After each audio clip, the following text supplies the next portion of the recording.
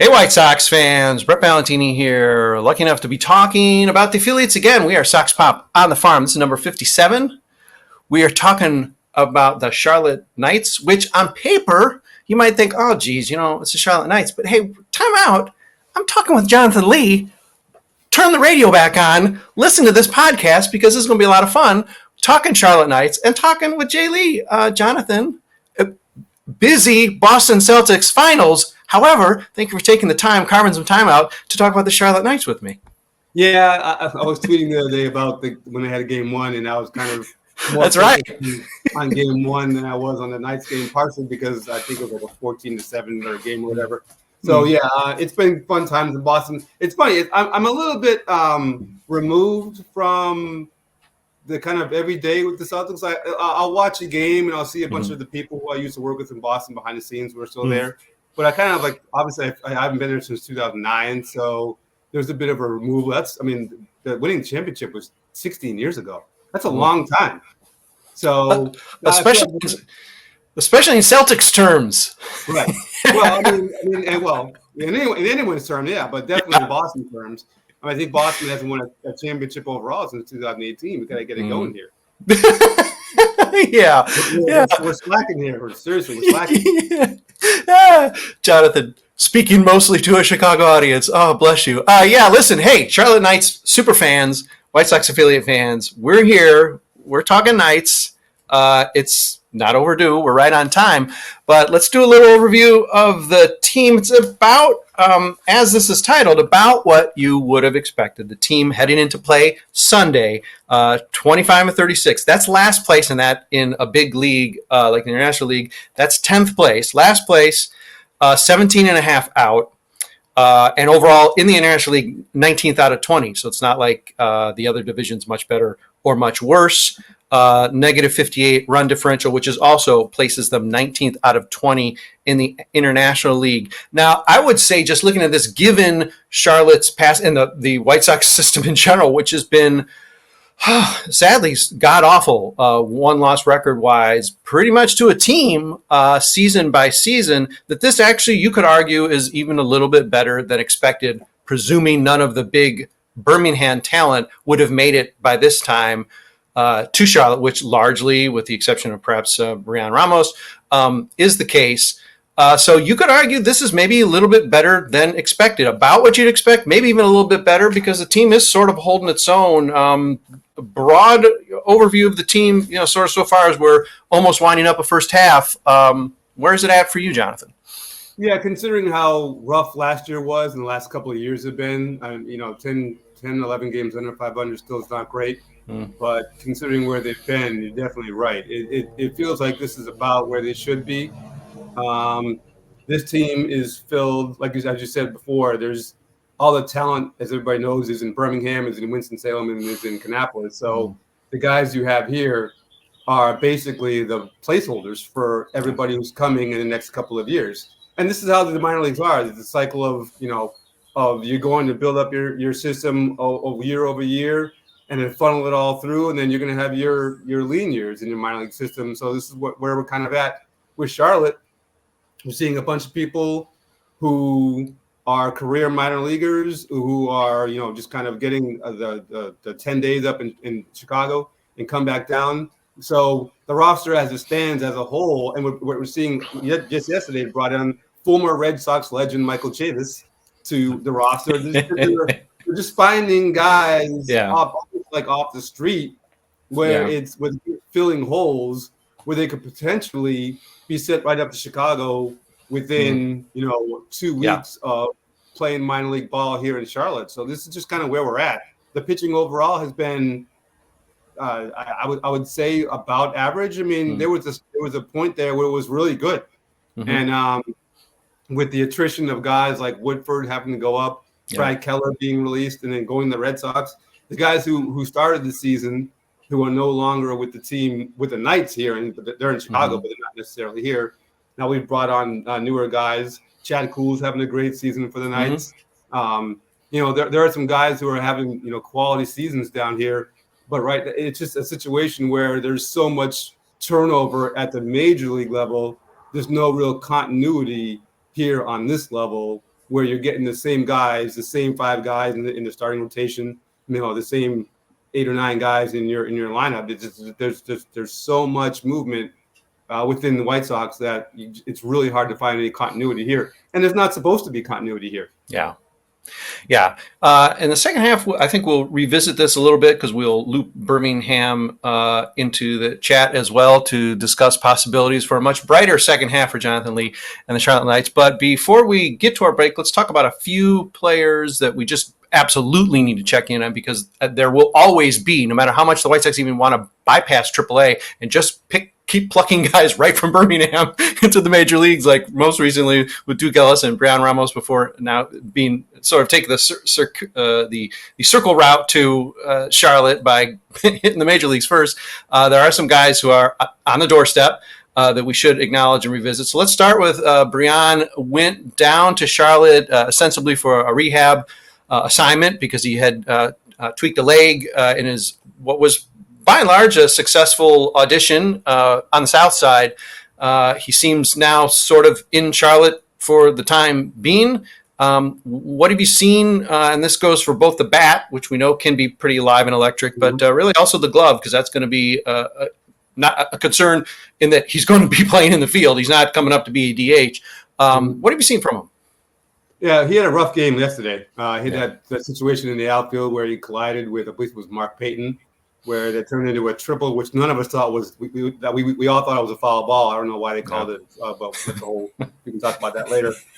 Overall, he had a rough game, but we spoke with him when at the beginning of the week when this is the first time we've had a chance to really sit down and talk with him as a group, and getting that call to go from Birmingham straight to Chicago is not one you see very often. So he was.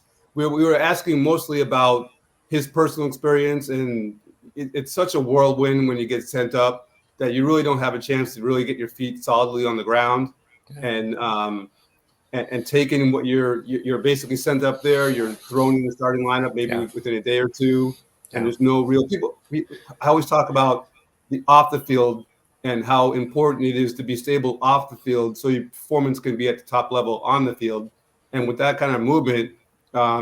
You never really have a chance to put your feet on the ground and get settled. So he had his opportunity in Chicago, and it sounds like he really had a chance to learn in that very short amount of time that what it's really like to be a major leaguer, and he'll take what he learned and be able to process and be better the next time he goes up. He learned from guys who are already up there, even the guys who mostly the Latino players, because there's the commonality in the language.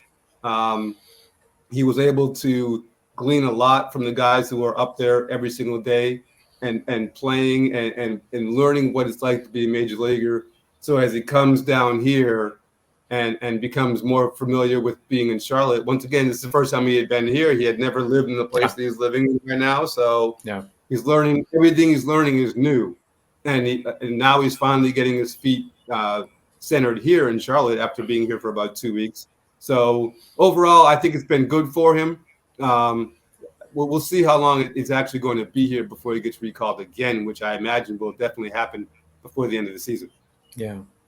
And having had, maybe a few brushes with him now, I'm not sure if he made the same impact, but the one thing that people found really remarkable in addition to his extremely disciplined work in learning English and facing questions in English, I mean, he did not hesitate, I think, for a second. And that isn't a virtue signal there, but I mean, it is notable. It's just like I would want it if I was answering questions in Spanish to be acknowledged for the work I did. But also just beyond that, the personality. He seems to really have, not to get cliche or anything like that, like start talking about baseball IQ or whatever, but really has an extra level of just joyousness for the game. And it seems like a guy you just want to be happy to be around and have an excuse to talk to each day. And has that translated to Charlotte, even though I don't think he was just put on a show for being in the major leagues. It just does seem to be his essence. Yeah, I agree with that. And you can see it in the way he communicates with his teammates. You can see it at the batting cage. At the BP sessions, he's always got a smile on his face. He's always happy. He's always, one of the guys that's always got a smile, and it feels like playing the game for him is fun. Sometimes, which is crazy to me, but sometimes you see guys, and I'm not saying anybody in particular here in Charlotte, but just overall in my experience in baseball, where the game has gone from being fun to being, a business and being a job, and and I guess you can say whatever you want about that, but it's definitely a situation where he still has that love of the game, and hopefully he never loses it. Yeah, I mean, right off the bat, you just snap your fingers and say, wait, there's something. I mean, there's a different level about this guy that, we would not have been exposed to, with relatively limited video, one-on-one, et cetera, spring training and so forth. I think it's something that really blew people away. And I think he built up a pretty fervent mini fan base here, and just, what was amounted to an audition with the White Sox. So folks are definitely counting the time before they can see him in Chicago again.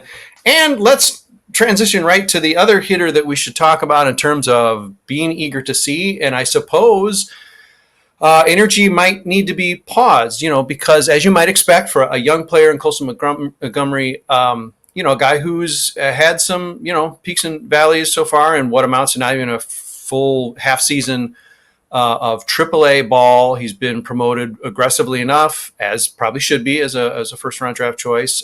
He's pretty much held up to the challenges, but what are you seeing in terms of how he continues holding up? And this can go from maybe how he's flashing power. I know the plate discipline is way off, which was elite to this point, but as you might expect, facing the toughest pitching he's ever faced, strikeout rates way up, walks are down.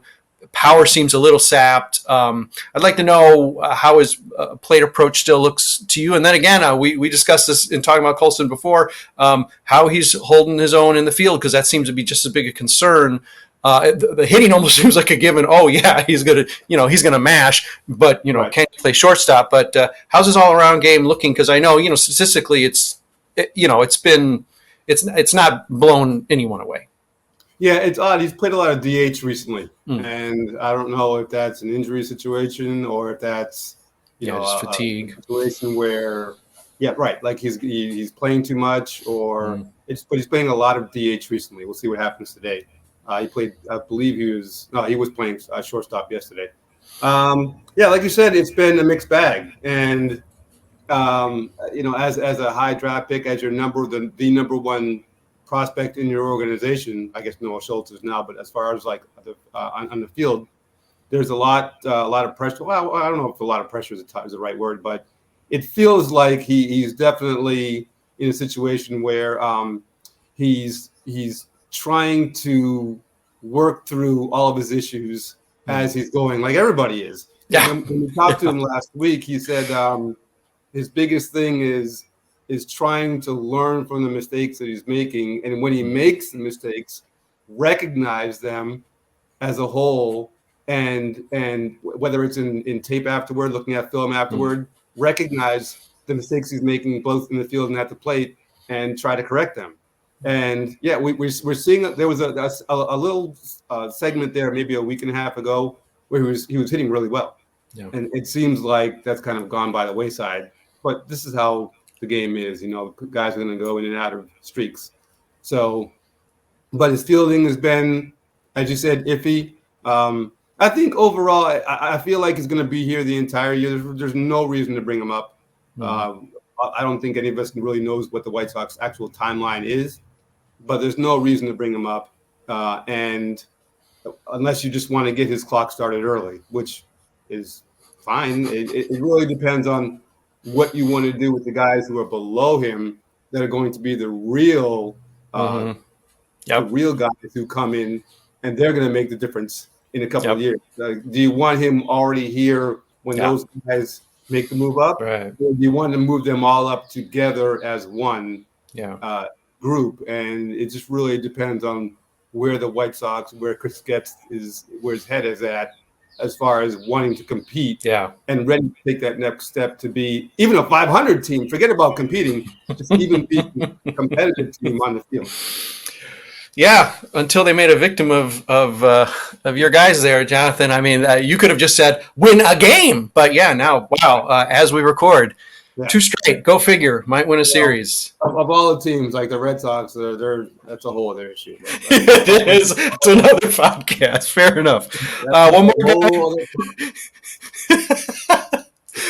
guy. One more guy I want to address, Jonathan, and this is a nice story. Sean Burke was really the next starter up. I mean, with Davis Martin, I think at that time probably still maybe already hurt, or perhaps they were pitching concurrently at the start of the season at Charlotte. So maybe he wasn't quite the next pitcher up to the majors, but at worst he would have been 7th, let's say, on the depth chart. He really was making a charge to the majors, and then the injury, which really set him back, essentially a year. Hard way back up, starting all the way in Arizona.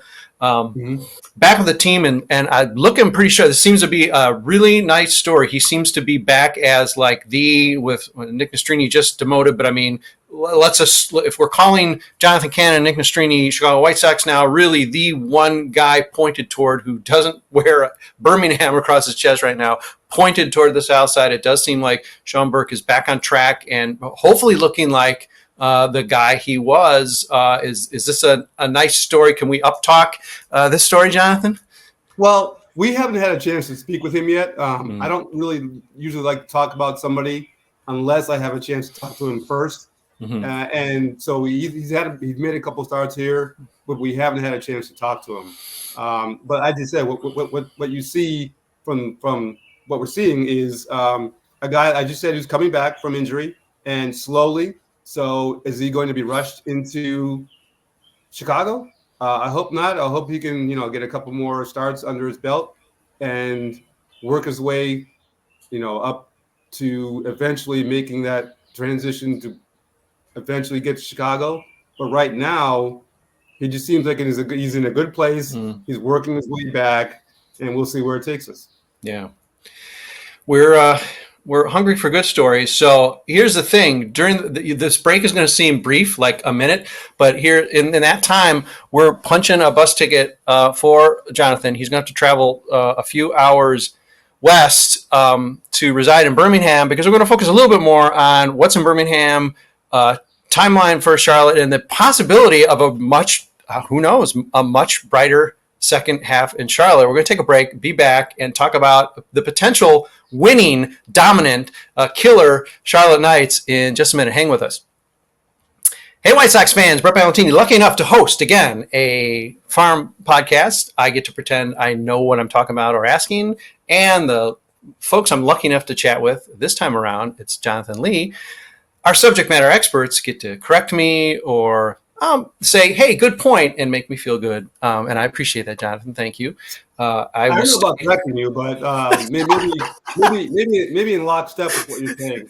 Okay.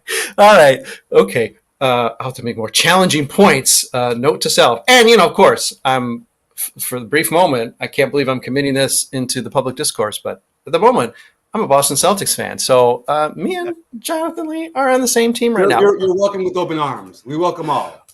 All right.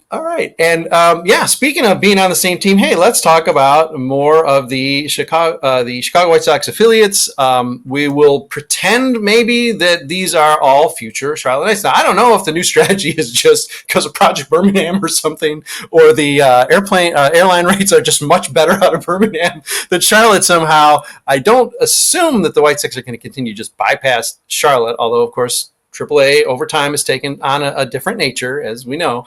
But really, the clear talent base, really probably offsetting or matching the other 3 affiliates, is in Birmingham, and it's pouring over to the point where there are really 6 blue chip starters at this point, with Noah Schultz being promoted to Birmingham. There's almost like we're getting to the point of almost too much talent in Birmingham now. I don't know whether moves start to happen after they clinch the playoffs, or maybe it's going to be a full year in Birmingham. That would seem dereliction of duty. I just cannot see the point of keeping that much talent, really, to the point where you've got Jacob Gonzalez and Brooks Baldwin, both shortstops. I know, got to play some second base. Maybe you need to serve third base because they can't. Colson's already also here, so you can't have 3 shortstops in the major league. So I understand how you have to shuffle things around, and I understand that it's 6-game series, so technically you can have a 6-man rotation. But it does seem sooner or later that some of that Birmingham talent, if not, I mean, at this point, Sean Burke accepted, and this Nastrini, Jonathan Cannon type of situation, going back and forth between Chicago and Charlotte. I mean, you could essentially take the balance of Drew Thorpe, Kai Bush, Jairo Iriarte, Mason Adams. You could just basically put them all, rent them a car, send them to Charlotte, and they are the new rotation in Charlotte. It's not going to happen that way, but what's your sense of how things might move, and how much, not damage, but how much unnecessary is it for Drew Thorpe to continue making starts in Birmingham when he was the minor league pitcher of the league of the year in 2023 and has done nothing but absolutely crush Double-A. Now we're getting into double-figure starts, 12, 13 starts, whatever it is. It seems like the clock, at some point, the buzzer has buzzed on some of these guys. Any sense there, or just your own personal opinion of when some of that talent needs to start matriculating to Charlotte? Well, I'm really interested, like you are, like we all are, in seeing when this is actually going to happen. And like I said, if it's actually going to happen, will they actually bypass here? No, because this is an absolute thing that could happen. Yeah. They could absolutely bypass Charlotte and go right to Chicago, and be thrown right into the rotation. I mean, I wouldn't imagine it would happen, but you've seen stranger things. So we would trust me, we would love to see these guys here, because it's been a series of tough, just patchwork pitching rotations. It's got to be tough for Justin Jersley that you got to just patch these guys together without being able to say, hey, these are the 5 guys or 6 guys we're going to put out. And that's kind of how it was in the beginning of the season, when they were actually having some success. But now it's just been so patchwork. It's been like, a guy here, a guy there, a guy comes off the DL, a guy comes down, a guy signed off the street and thrown into the rotation. It's just been all over the place. We would absolutely just give us 2 guys. Yeah. Just give us Thorpe, give us Kai Bush, give us Jake Eater. Those seems like the 3 guys who are most likely to get the call first, who are most ready to make the jump first. So we would love to see those guys in the second half of the season. Yeah, I mean, the nature of AAA has changed, where it's not, let's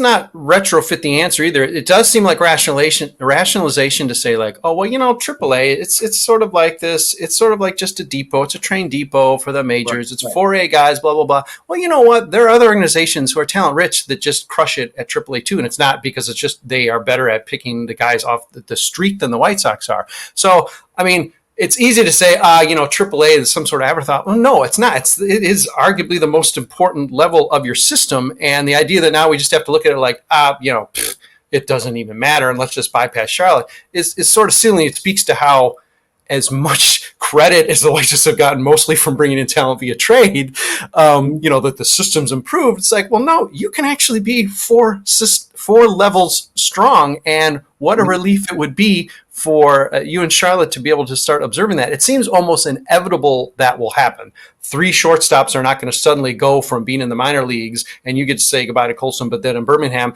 they're waving goodbye to Brooks and Jacob all at the same time going to Chicago. It seems very clear that you are going to start to benefit from that talent, whether it offsets 10, 11 games in the hole, and this is a playoff team in the second half or something.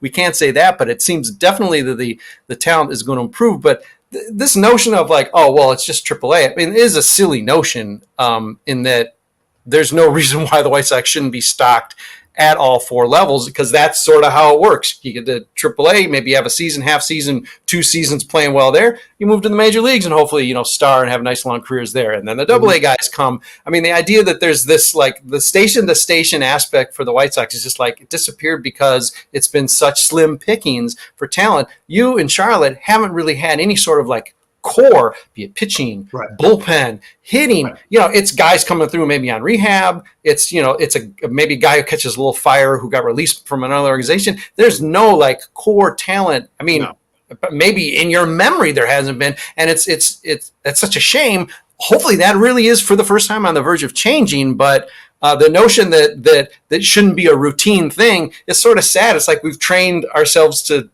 round down the organization because it's like, oh, well, that's asking too much to have a good AAA team. That's not really the case. All you got to do is look at maybe, a little south to Tampa and say, oh, hey, wait, you can actually dominate at all four levels and constantly have this like great talent coming up to the major leagues. It would be nice for Charlotte to finally get a little taste of that. Yeah, but don't you think it's important to, when we talk about a core, doesn't really, in my opinion, it doesn't really matter where the core is, as long as it's from AA up. If you look at what the White Sox are doing, right, the core is in Birmingham, so these guys are going to be able to play with each other, live with share the same clubhouse over a 2 or 3 year period, and what you're hoping is the relationships that are built in those times are going to eventually parlay to being up in Chicago and being able to, the relationships that you were building in Birmingham, being able to translate those into Chicago, whether it's Charlotte or here. So I definitely think a guy like Brooks Baldwin, I think he'll definitely be here this year. I think Tim Elko has a really good chance of being here this year. I just think that when you're talking about a core, you're trying to find a group of guys, 5, 6 guys who are going to be your core moving into 27, 28, 29, who know each other, who have been together, who communicate well together, who know each other's quirks, and can move seamlessly from AA to maybe AAA, but definitely into Chicago, where obviously that's where you want them to be at their best and at their greatest strength.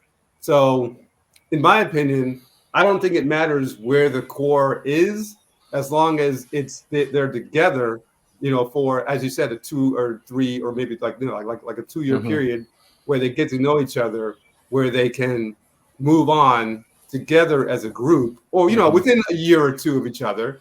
That's why they brought Jacob Gonzalez up. Now he's back with Tim Elko, that kind of stuff. So I think that being able to have that core develop as a group is going to be what gets you into the 27, 28, 29 timeframe. Yeah. Which is a long way away from it's all years, but that's a long way away from right it now. Is. It's going to be painful getting there, right. Jonathan. It all depends on what is the timeline. Nobody knows what the timeline is because we haven't been, given an idea of where we want this team to be in X amount of years. Usually with a younger team, you can kind of say to yourself, all right, these guys are going to be there in Birmingham now. 2 years from now, they should all be in Chicago. Is that necessarily the case, though? We don't really know. Yeah. Getz couldn't even say the word rebuild. So, I mean, in terms of, and listen, management doesn't necessarily owe fans any answers in that sense. Like, here's exactly what it is. But, it tends to build confidence when you think, hey, this is going to sort of be a punt year and we're going to root for the young guys, right? And the GM doesn't even necessarily acknowledge that. Hey, in this public discourse, I want to make it clear. I'm on Charlotte's side here. I'm on Jonathan Lee's side here. All I want, it makes me feel like I'm greedy to say, hey, you know what? I'd like a really good rotation to Birmingham and Charlotte. The idea that they're still keeping, they literally have 6 blue chip guys, and really among them only Jake Eater is having what you might call a subpar year. I mean, we're talking about 5 guys, just nails in the rotation. Noah Schultz hasn't even pitched. He's not pitched 5 innings as a professional. So, I mean, obviously he's not coming anytime soon, but you've got 4 other guys who are absolutely ready. And there's no reason why Charlotte shouldn't share in some of that wealth. And there's no reason. All right, hold on. Okay, so they bring him up, right? Okay. And say they bring him up, just say the beginning of July, and they get lit up because everybody knows the kind of ballpark that Charlotte is. What do you do then?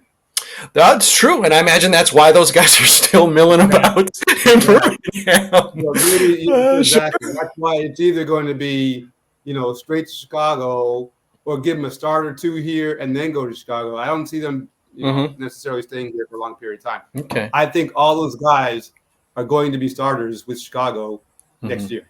Yeah. I mean, this is my personal opinion because they'll get a couple of months here at the end of the season, but there's no reason why Thorpe, Mhm. why Eder, why Bush should not be in Chicago starting at the beginning of the Mhm. year next year.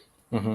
Okay, and if we're going to protect the arms because Regent Field is so friendly and Charlotte is so horrifying, it's an Right. amusement park against hitters, then I'm on your side. Edgar Caro, Brooks Baldwin, Wilfred Veras, Terrell Tatum. I want to see you guys hitting the ball and juicing those numbers in Mm-hmm. Charlotte. I Mm-hmm. mean, listen, the wider point, and it makes me feel like a fan, like I'm greedy when I say, geez, I'd like to have like a really good AAA team. I'd like to have a pretty darn good AA team. And you know what? In single A, I want to have those two teams be pretty good. That just seems like it's been too much to ask. I'm asking for 7 straight Christmases, and it really isn't because there are other organizations who do that. And the fact that pitching wise, specifically, I'd say pitching wise, although Kannapolis is mashing hell out of the ball, and you know the system's taken a nice jump forward this year. But pitching wise, it just seems like there's arms popping up everywhere. Still often via trade, but I mean, we've got arms at every level, and this is some sort of weird bounty. This is Christmas in June where it's like, hold on, wow, there's like talent. I mean, we're so used to having like whole rosters. Like, well, who are these guys? They're not. Mm-hmm. Well, let's hope one catches fire. Oh wait, he's 28 and he's in like low A. All right, let's discount him. And the idea that really we're getting to the point. I mean, maybe Charlotte accepted still, and again, I'm on your side, Jonathan. That every level should really have, let's just say like 4, 5, 6 guys who are like, hey, they are pointed toward the majors. I mean, I know that's the goal, and we can't expect that it's going to just, happen in no time, but Right. I'm still waiting, and I want Charlotte to share in that bounty, even if it means, a couple, it's true. Who is it? Cannon, at least in getting up to the majors, like pitched, like 2 AAA. I mean, he hardly did touch AAA. Right. I mean, now they're sort of on the the bus back and forth. But I mean, I can see maybe want to sidestep it from a pitching standpoint, perhaps. But geez, come on, let's share some of the wealth. Let's get Big Tim Elko up there. He's like a veteran. Come on, let's get him up there. Let's let some of these guys mash in Charlotte, and let's give Jonathan Lee a thrill and all those great fans of the beautiful ballpark. Let's get some winning baseball. Let's have a winning second half, maybe at least offset the first half, because I agree with that. Overdue, long overdue. I agree with that. We'd like to see some of those young guys come up, and especially the people. The fans don't know. There's no connection. The fans have no connection to the players unless they're the really hardcore fans. But us who are there day in and day out, we would love to see, like you say, we would love to see these guys come up and start making an impact here, like you say. But in the minors, especially in Charlotte, it's a very much, the ballpark is it's a Instagram, it's craft beer. It's not necessarily a connection with the players. Yeah, they have an idea of the guys who are coming down. Yeah. But as far as guys who are coming next, I'm not sure the average fan knows who Tim Elko or who Brooks Baldwin, who the next level of prospects are. But for us, it'll be great because we want to see them come up. Yeah. If we were to presume that most, if not all these guys, will see Charlotte, we're talking about easily a dozen, maybe even 20 guys, core Birmingham guys, all who are going to have purpose potentially in the major leagues and certainly at AAA.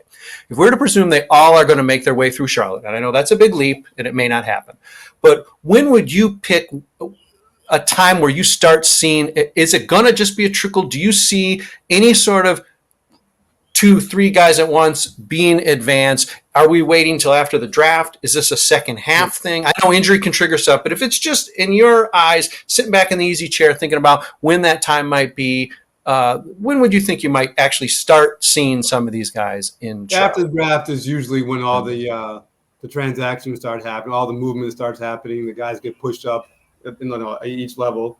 I would definitely see that. But I think you're right. I would think it would come in a 2 to 3 person transaction, whether it's going to bring in a pitcher and 2 position players or 2 position players or 2 pitchers and whatever the combination is going to be.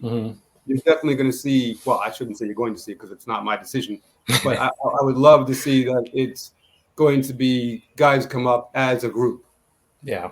And really have a chance to affect the game on multiple levels and not just one guy coming up to pitch every 6th day. Yeah. Let's not forget the trading deadline. That's going to create at least some vacancy. I mean, you'd look at the White Sox roster and say, wait, how's that exactly going to happen, Brett? Because I see that they've won 17 games. But yeah, there's still going to be guys going. Paul DeYoung's probably going because he's actually mashing this year. Probably a pitcher or two, bullpen, whatever it is, it's all going to create that vacuum that does have to be filled. And that's going to start the dominoes as well. Just sheer need. With the season being a little bit longer, pushed a little bit longer, it'll give those players a little bit more chance to get comfortable here and understand the ballpark here and how it works in Charlotte. Yeah. Now, I don't even know this, and you're a minors expert, Jonathan, so I'm going to ask you, is every level set up as two halves? So you're resetting at the start. Is AAA that way as well, or is it not? Where it all starts at zero, the first half and the second half. Right. Single, high A and double AR. The way that AAA is set up, what they're going to do is they're going to take at the end of the season for the playoffs. They will. Right now, it's listed as league versus league, but it's basically 1 through 10 or 1 through 20, whatever. Right. And the top 2 teams are going to go to the playoffs. That's what I'm understanding. Okay. So it's the top 2 overall. I could be wrong. I haven't done my research on this. We were just talking about this the other day because we were looking at the standings. We were talking about what's going to happen when this happens, and I'll have to go back and look at it to make sure I'm right. And I'll ask some people that it's a top 2 teams. I see. From each at each level. Yeah. Okay. So sadly, that means that even with a Birmingham Barons type of run, it's going to be awfully hard to see the Charlotte Knights getting some postseason action, which, if you reset at second half for a second half, okay, that's a whole different ballgame. Right. And maybe there's reason for hope, which still is not to dissuade coming to the lovely ballpark, watching the extremely interesting Charlotte Knights and due to get better. There's no doubt this team is due to start getting better and start maybe even becoming the juggernaut that Birmingham is this year. I mean, that could be in 2025 in Charlotte. So, that's what we're pointing toward. And there's just no way there's enough talent coming. It's not all going to skip Charlotte, if any does. It's not all going to. So even if you technically at this point, even if you took that rotation and put them in Chicago for 2025, as Jonathan's predicting or intimating, certainly, and the elements of that is going to be true, whether it's literally 3, 4, 5 guys. There's enough still coming right behind that Charlotte is going to see that talent. Certainly as soon as 2025, even if it's in season. So there are brighter times. I mean, look at this. This turned into like happy days are just ahead for Charlotte, but that's legit. That is true. You can't have such as good a team as is in Birmingham to not know some more competitive baseball and a better talent and more excitement is on its way to the Knights, because that's essentially, as much as you can say fact, that's fact. Right. And like you said, it's really a situation where we don't know what the timeline is. We keep seeing it over and over again. We don't know what the timeline is. And like I said, they're not beholden to us to tell us. We can only just read what's happening and watch what's going to happen at the trade deadline, and that's going to give us a really good idea of where this organization is going to go at that point. Yeah, I think, like I said, you'll see a lot of guys get moved, and that's when the push-up happens. Yeah. When they start talking that way, Jonathan, then we know things are really getting good. When they get so confident in their process that they can say, you know what? Guess what? Jake Eater's coming up on July 1st, et cetera, et cetera. Not to make this too Celtic-centric, but, in the 60s, it's like, well, when we're in the finals, because you earn the right to say, when we're in the finals in May or June, this and this and this is going to happen, and I'm going to make sure I got all my cigars. When the White Sox get to start talking that way, then, Chris Getz has got some hardware in the trophy case, and there's actual playoffs. I mean, we were on the verge of 2 playoff teams in the system when the last playoff team in the system is no longer in the system because it was the Great Falls Voyagers, for goodness sake. So, I mean, better days have arrived, and, nothing's clinched, but, I mean, it's just we have some winning teams in the system. It's just I'm looking forward for your behalf, Jonathan, that one of those winning teams resides in Charlotte. And it does seem to be a matter of time versus, oh, well, who knows? So, I mean, at least there's that. And if nothing else, 2025 is going to be one killer season. And the rest of 2024 is going to be an awfully interesting, audition, taste. Because, again, not all those guys who are in Charlotte at the end of 2024 are going to be automatically in Chicago for 2025. So that core talent will be wearing Knights uniforms and the Sunday alternates, et cetera, lighting up the sky in Charlotte there sooner than later. So I guess that's the good news here. There's a lot of excitement with what's happening below us in Charlotte. And, yeah, you're going to see a lot of these guys come through in the next couple of years. It's just like right now in Charlotte in the next couple of months, it really kind of feels like we're playing out the string. Yeah. Maybe. Like it just kind of feels like everyone's just kind of like, all right, and it shouldn't. I hate to kind of characterize it like that, but there's just we're not seeing any movement from below, so we're just kind of like spinning our wheels here, waiting to see what happens. Yeah. As we move along. But you're right. There's a ton of talent. It's just a matter of time. Yeah. And look, this happens across baseball. This isn't a White Sox problem.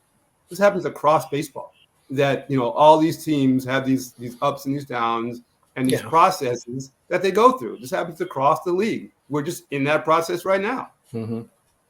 Yeah, no, I mean, that's real talk. I mean, it's not exactly saying, okay, well, this is like a bullpen day every day, the way it's been maybe the last couple of years in Charlotte, applied to the whole team. But, the roster itself is substantially populated with what you might characterize as sort of, bullpen type players, where it's just like, we're rolling out guys. And if you catch fire the right way and the right injuries click, you're in the majors. I mean, the White Sox have proven that they'll take a guy, who's played 3 games.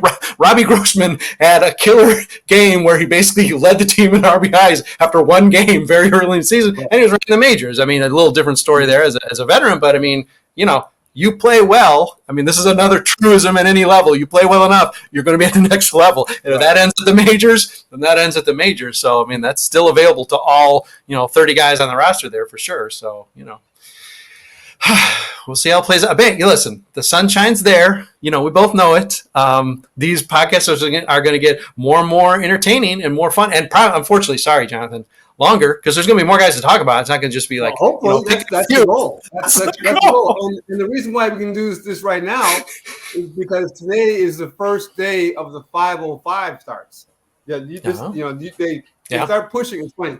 They start pushing the games to 505 in going into the summer, which pushes into the hottest parts of the day in Charlotte. But I don't make a schedule. But the reason why we can do this right now is because I don't have to be at the ballpark for a couple of hours. Yeah. And today is the first of the 505 games, so I'm heading down there in a little bit. I can. Johan Dominguez is pitching today, so there'll be some roster moves that I don't know about yet. I haven't checked Twitter in the last 43 minutes. Yeah, We'll see. Maybe there's a guy down there that we don't know about. Yeah, that's true. Yeah, that's true. Things could be happening that we're not even aware of. All right, 505 starts geared toward even more craft beer sales. You can understand it. So, Charlotte, we get to watch it. I always love to hang out. Like, I sit in the car for a couple of minutes where I park right next to the stadium and see if there's anybody walking in or out with a big old, equipment bag, whether that guy got called up or whether that guy just got called up. Right. Promoted. Sure. Walking in for the first time, I'm like, so it's always fun to sit around and kind of like catch the vibe outside the player to see what's happening on a day-to-day basis. Mm-hmm. Not that I'm a stalker or anything. I'm not stalking. It's not stalking. It's the job. It's the job. Fine line sometimes, but it's the job for sure. Not stalking. I don't have a camera. I'm just visually watching. All right, it's just italicized stalking from Jonathan Lee in Charlotte. That's what we love him for. Jonathan, we're due in probably another month or so. It'll be we'll be into the second half of the season. Clearly, the personnel will have. Well, let's hope we'll have shuffled by then, so we'll have some interesting things to talk about by that time. But thanks for catching us up on what's going on in Charlotte now, and taking a peek into Birmingham. I mean, that was some quick travel. I'm not sure what the teleportation you're using is, but very well done from Birmingham now back to Charlotte in time for the 5:05 start, which is excellent. He'll be there on the scene for us at Southside Sox. once again, reporting on anything fun, exciting, great, sometimes, sometimes Breaking. tragic, Breaking. Breaking. Oh my God, come on, breaking. Breaking. That's the job, breaking. And, if you got to juggle a finals game along with a ball game from you, hey, that's the job too. Multi-screens, so it's cool. 8:00 game tonight, so I think I'm okay. Right. You're good. Yeah, games can only go so long in all of baseball now, so yeah, I think you're safe. So, all right, your reserve seat is going to be intact. That's fine. All right, I'm Brett Ballantini, wishing good luck somehow, again, committing to this publicly, I don't know what I'm doing, to the Boston Celtics in the NBA Finals on behalf of my friend Jonathan Lee in Charlotte. Jonathan, great to catch up with you again. Let's do this again in a few weeks. Absolutely. Thank you, Brett. All right. Thank